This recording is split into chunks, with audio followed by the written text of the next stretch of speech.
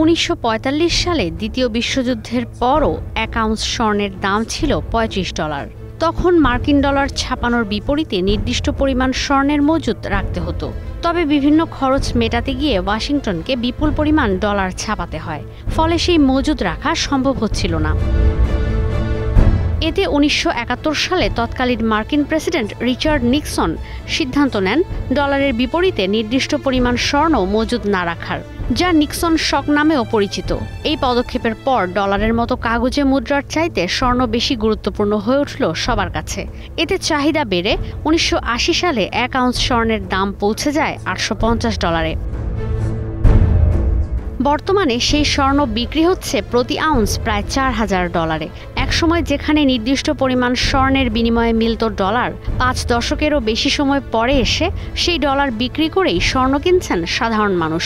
ডলারের চেয়ে এখন স্বর্ণের রিজার্ভকে নিরাপদ মনে করছে বিশ্বের বিভিন্ন দেশের কেন্দ্রীয় ব্যাংক।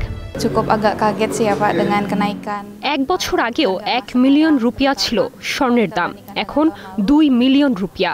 লাভ ক্ষতির চিন্তা করব না, নগদ অর্থ থাকলেই স্বর্ণ কিনব। আগে ১,০০০ ইউয়ানে ৩ গ্রাম স্বর্ণ কিনতে পেরেছে মানুষ, এখন ১ গ্রাম কিনতে হচ্ছে। এরপরও নগদ অর্থ দিয়ে মানুষ স্বর্ণ কিনছে। স্বর্ণ কখন কিনব, কখন বিক্রি করব এই সিদ্ধান্ত নেওয়া সহজ। ব্যাংকে অর্থ জমা রাখলে ঝুঁকি থাকে, কিন্তু যুদ্ধ শুরু হলে স্বর্ণ বিক্রি করতে পারবো। স্বর্ণের দাম বাড়া ও কেনার এই হিড়িককে আশঙ্কাজনক হিসেবে দেখছেন বিশ্লেষকরা। কারণ সাধারণ মানুষের পাশাপাশি বিশ্বের বিভিন্ন দেশের কেন্দ্রীয় ব্যাংক যেভাবে স্বর্ণের মজুদ বাড়াচ্ছে, এতে এর মূল্যমান যুক্তরাষ্ট্রের ট্রেজারি বন্ডের চেয়ে বেশি হয়ে গেছে। পূর্বাভাস মিলছে স্বর্ণের দাম ২০২৬ সালে ৫,০০০, ২০৩০ সালে $১০,০০০ পৌঁছাবে। এমন অবস্থায় স্বর্ণ কিনতে হলে কিছু বিষয়ে খেয়াল রাখার পরামর্শ দিচ্ছেন তারা।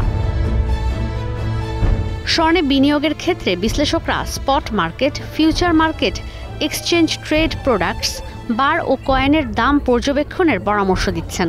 বাজারের চাহিদা ও সরবরাহের ভিত্তিতে স্পট মার্কেটে বড় ব্যাংক থেকে স্বর্ণ কেনে বৃহৎ ক্রেতা ও প্রাতিষ্ঠানিক বিনিয়োগকারীরা। স্বর্ণের বাজারের সবচেয়ে প্রভাবশালী সংস্থা লন্ডন বুলিয়ন মার্কেট অ্যাসোসিয়েশন। আন্তর্জাতিক এই সংস্থা দিনে ২ বার স্বর্ণের দাম সমন্বয় করে। বিনিয়োগকারীদের নজর রাখতে হবে ইউএস ফিউচার মার্কেটেও, যেন ভবিষ্যতে স্বর্ণ কেনার পরিকল্পনা করা যায়। নিউ ইয়র্ক মার্কেন্টাইল এক্সচেঞ্জের অংশ কমোডিটি এক্সচেঞ্জ ইনক এখন পর্যন্ত বৃহত্তম ফিউচার মার্কেট। এশিয়ার ফিউচার মার্কেট নির্ধারণে ভূমিকায় রয়েছে Shanghai future exchange, Tokyo commodity exchange. Exchange trading fund বা পণ্য স্বর্ণের দামের সমমূল্য দেয়। স্বর্ণ হাতে না পেয়েও এই তহবিলে বিনিয়োগ করে স্বর্ণে বিনিয়োগ নিশ্চিত করতে পারেন বিনিয়োগকারীরা। স্বর্ণের বিনিময়ে এক্সচেঞ্জ ট্রেড তহবিলে চলতি বছরের সেপ্টেম্বর পর্যন্ত বিনিয়োগ হয়েছে $৬৪ বিলিয়ন। ওয়ার্ল্ড গোল্ড কাউন্সিল বলছে শুধু সেপ্টেম্বর মাসেই যা ছিল $১৭ বিলিয়ন। ঈশিতা ব্রহ্ম, স্টার নিউজ।